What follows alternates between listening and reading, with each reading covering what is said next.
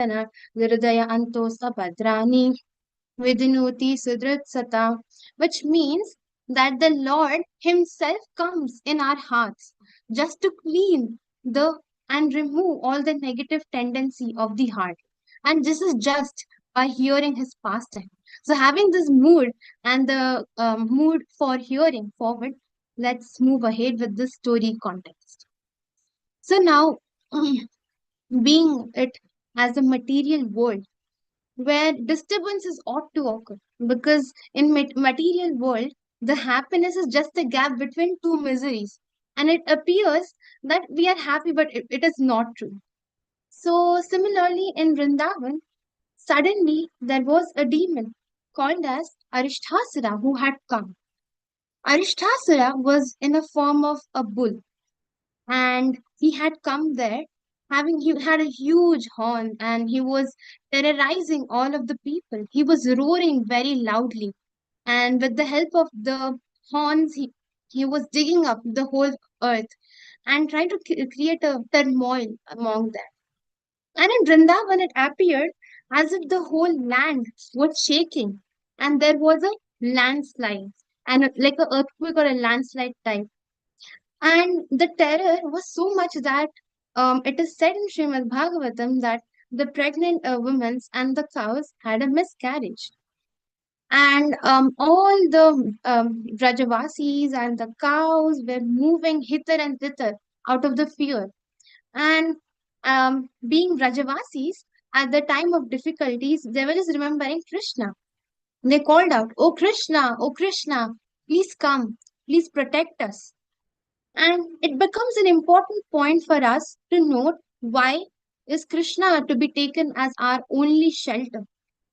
Because we might, in the material world, we might have a number of options to take shelter of. Now, and but Krishna is only our shelter. And how do we reconfirm the statement that Krishna is our only shelter? In Bhagavad Gita, Krishna says that Kaunteya Pratijaneti Name Bhakta Pranashyati. That means my devotees shall never perish. Whatever happens, my devotees will never perish. And this gives a strong reconfirmation for all of us to have Krishna as our only shelter. Now, going back to the whole storyline again, when the bull demon Arishtasura is there, and then now Krishna really feels bad looking at his devotees. They're crying, they're shedding tears. And then Krishna goes to the Arishtasura and provoke him by saying, "Oh Arishtasura, why are you troubling the inhabitants of Vrindavan? What will you gain by doing so? If you have come to challenge my authority, come and fight with me." And this verse by Krishna was quite terror, he was very being provoked, and he was feeling very, very angry. And then Arishtasura's eyes turned full red. He was, just moving his tail, and out of the anger, with the help of his hooves, he was, just digging up the whole earth. And with the fit of rage of anger, he was moving towards Krishna in an attempt to fight with him. Now, being Krishna, he immediately understood Arishtasura's intention. He fought with him. He held him with his horns, and he twirled him all around. And he fell down. Arishtasura fell down completely. And, he was tired. He was perspiring, and all of this was happening. Yet he took out some courage again, went again back to Krishna with all the anger, and again he went towards Krishna fighting. This time, what happened? Krishna took him with the horns and broke the horns itself. And Arishtasura, out of which, what happens that Arishtasura rolled, and he was rolling all around, and he was moving his legs violently, and due to which he died completely.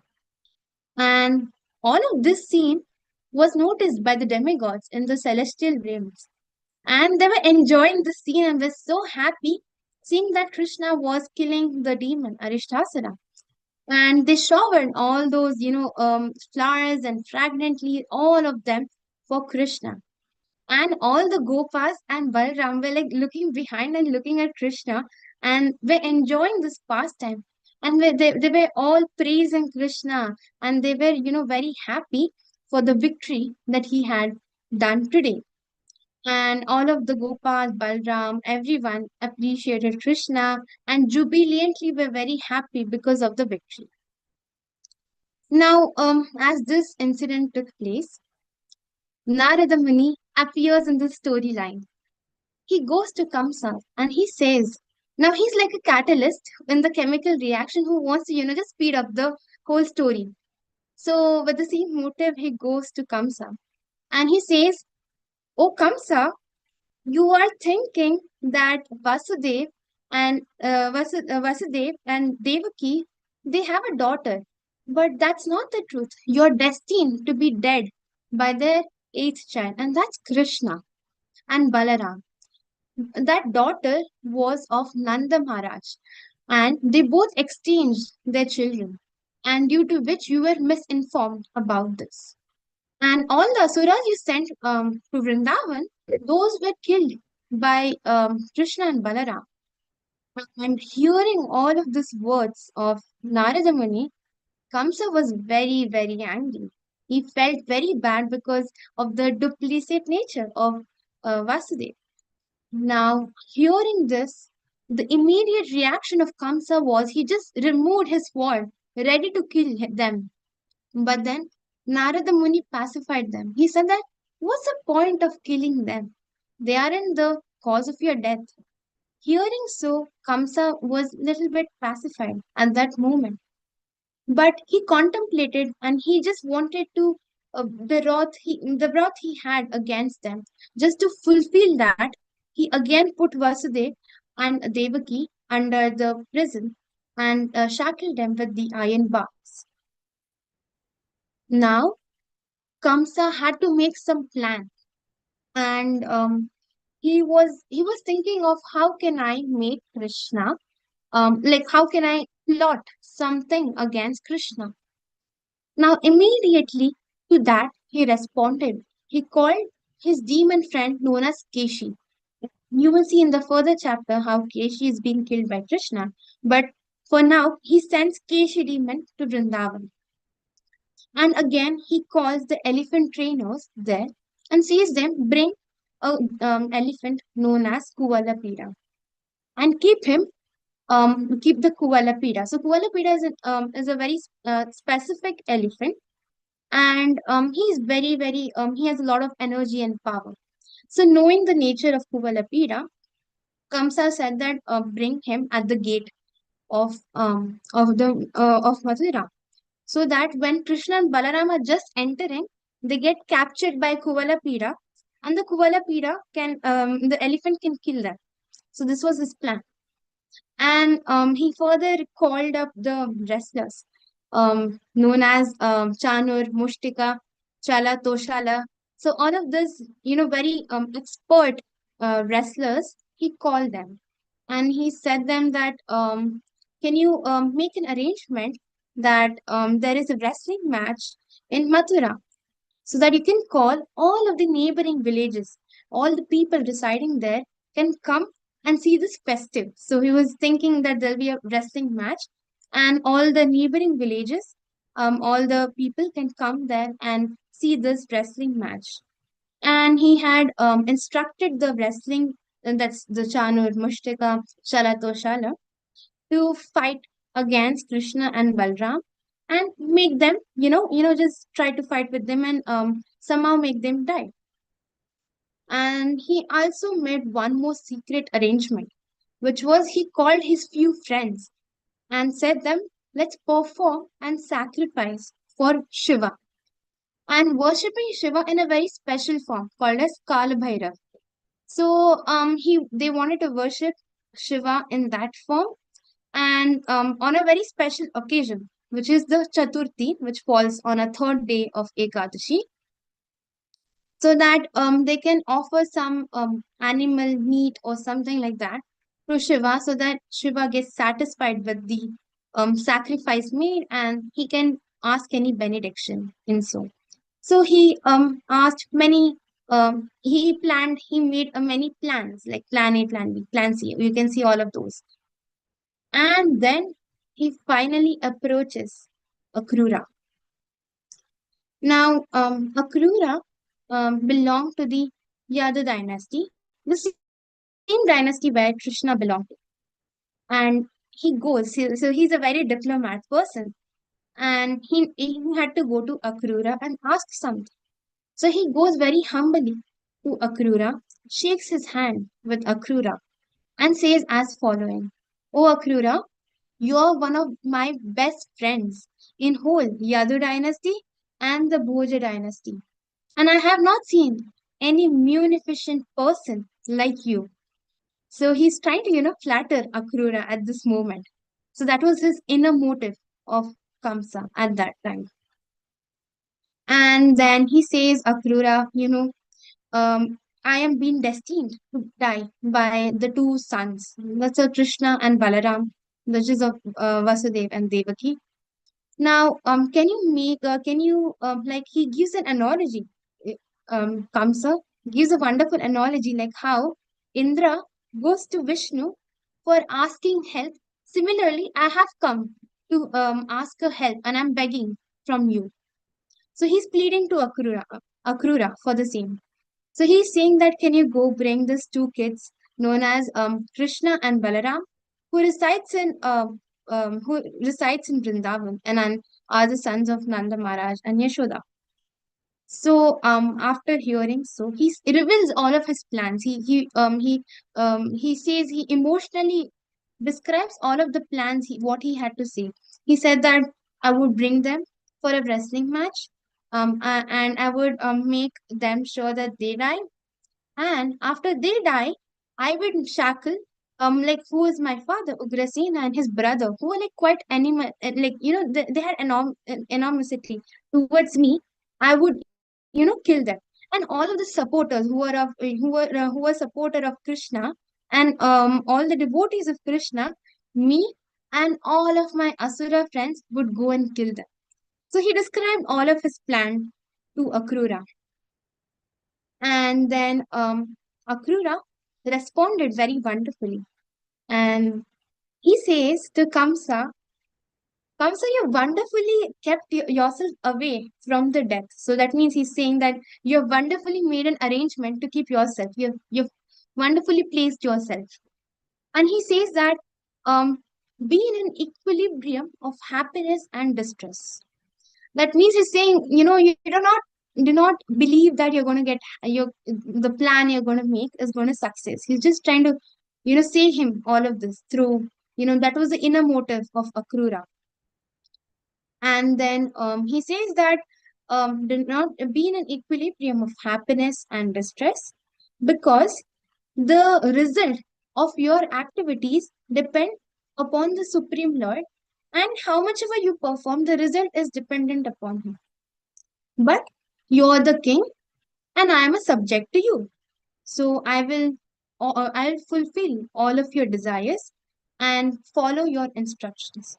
He says this wonderful shloka, which is as shown here, displayed here. Manorathan kartayo uchche. That means he's trying to describe the material world. He's saying that the world is in the world here, everyone are completely engaged in fulfilling their desires. Jano Deva Hatanapi. That means even if the fate is against your activities, still a person is continuously performing his actions. Yujyate Harsha Shoka Abhayam. Sorry. So that means that you might incur happiness or distress. Like how you see in the shloka in Bhagavad Gita, Matra Sparshasya Kaunteya. So where you have to have both, happiness or distress. And tathapya agyanam karomi te. That means I am going to still carry out your orders. And after hearing all of this, Kamsa still did not change his mind. And he was saying to Akrura, and in response to whatever he said, he said that, "Oh, Akrura, please follow my orders, as I have mentioned before." And he points out to a special chariot he had made. And our acharyas wonderfully describe why he was pointing out to that chariot.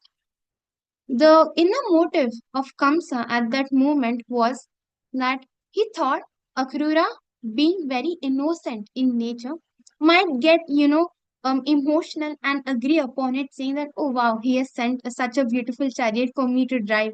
And Krishna and Balram would readily agree to go in it. So this was the inner motive of Kamsa. Now, doing so, the chapter ends in this manner, where Akrura goes and follows Kamsa's order.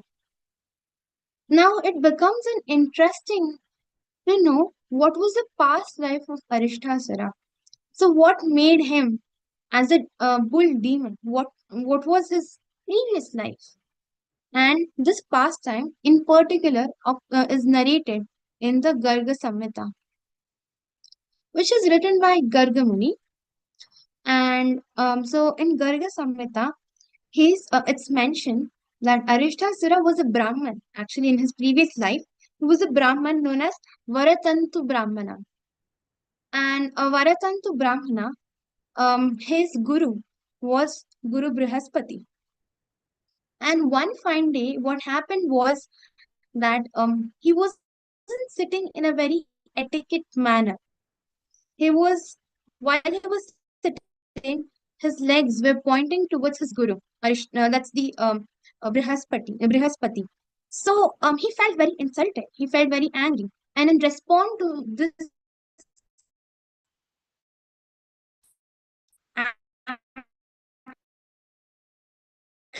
action, goes and says, be born as a bull demon. Why a bull demon? It's very interesting why he gets reincarnated as bull demon. Because in a bull, the sense of intelligence is lacking. And in similar manner, how you lacked in intelligence while you were pointing out towards me your legs. In similar manner, you shall lack the intelligence, and therefore you will be born as a bull demon. Now, um, that's how Arishtasura gets reborn, who was a Brahmana before, gets reborn as a bull demon. And he lives and he lives in a place which is a recent time. It is in Bangladesh. So he stays in Bangladesh, which is the current time, location, geography. Now, Arishtasura makes many friends there, and he sees many asuras there, and he says, so you know how same feather flocks together. He made all of them together as a friend and a group. Now that time Kamsa was going on a campaign. He used to go to the different regional location, fight with the different demons, and then make them friend and a servant. So Arishtasura was one of them, whom you know Kamsa went, fought, and made him as his servant. And in this way, Arishtasura and Kamsa becomes a friend before. So this is a pre-hand how they became friends together before the whole Arishtasura goes and dies by Krishna's hand. Now, um, we shall see this whole pastime. So, in Shastras, we can comprehend any Leela in four ways. And one of the way is through the tattva.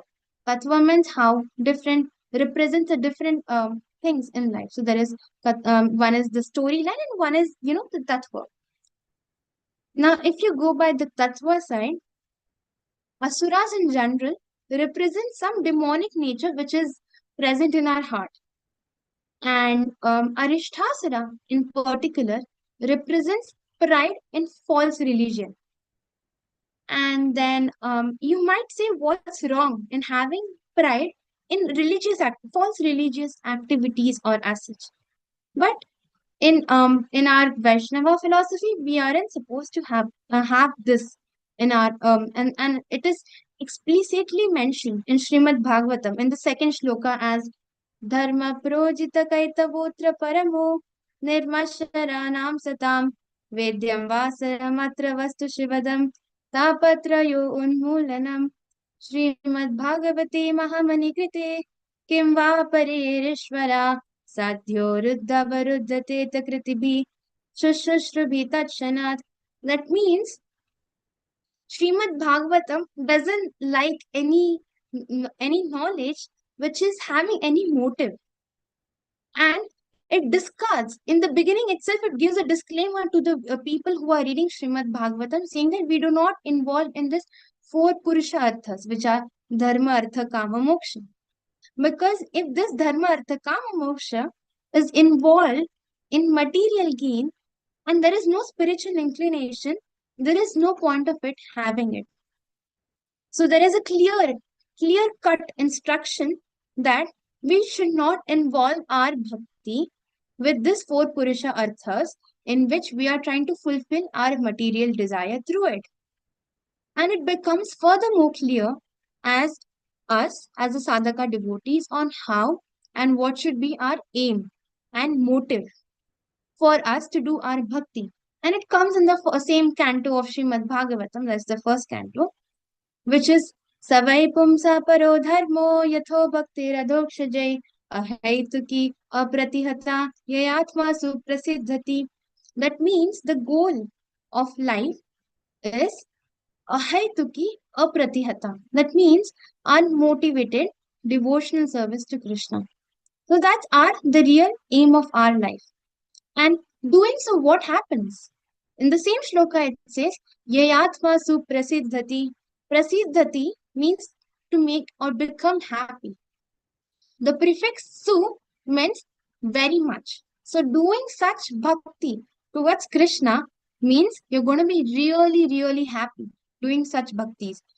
So this is the whole essence of the whole story can be viewed as how we should be serving to our Lord, unalloyed and unmotivated devotional service to Krishna. So I would like to conclude here, and please forgive any offenses committed knowingly or unknowingly. Hare Krishna. Hare Krishna Mataji. Hari Bol to Mataji. We'll chant one round of Hare Krishna Maha Mantra to Samriddhi Mataji. Hare Krishna, Hare Krishna, Krishna, Krishna Hare Krishna, Hare, Hare Hare Rama, Hare Rama, Rama Rama Rama. Hare. So Mataji presented very nicely. Thanks. Hare Krishna. So it's quiz time. I'm sharing the screen.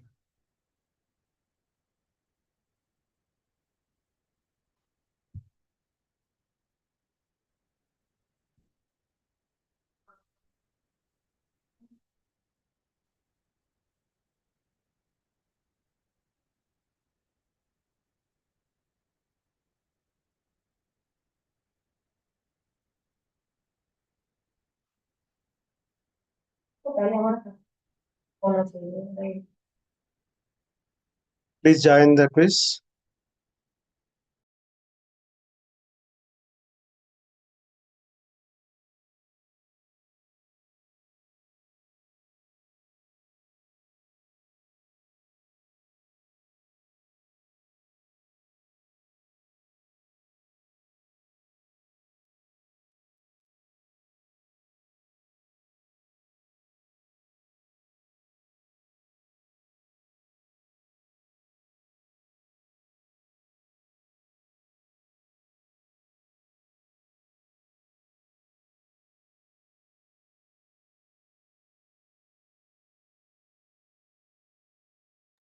Starting the quiz.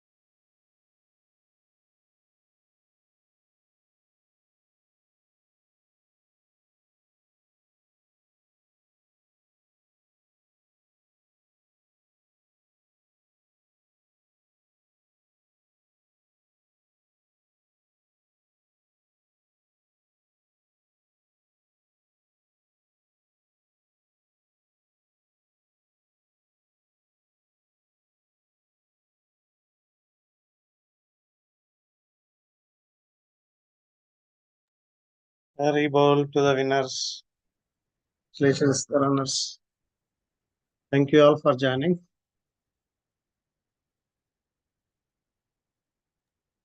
Thank you. Hare Krishna. Hare Krishna, Dhanapran to all. Hare Krishna. Hare Krishna.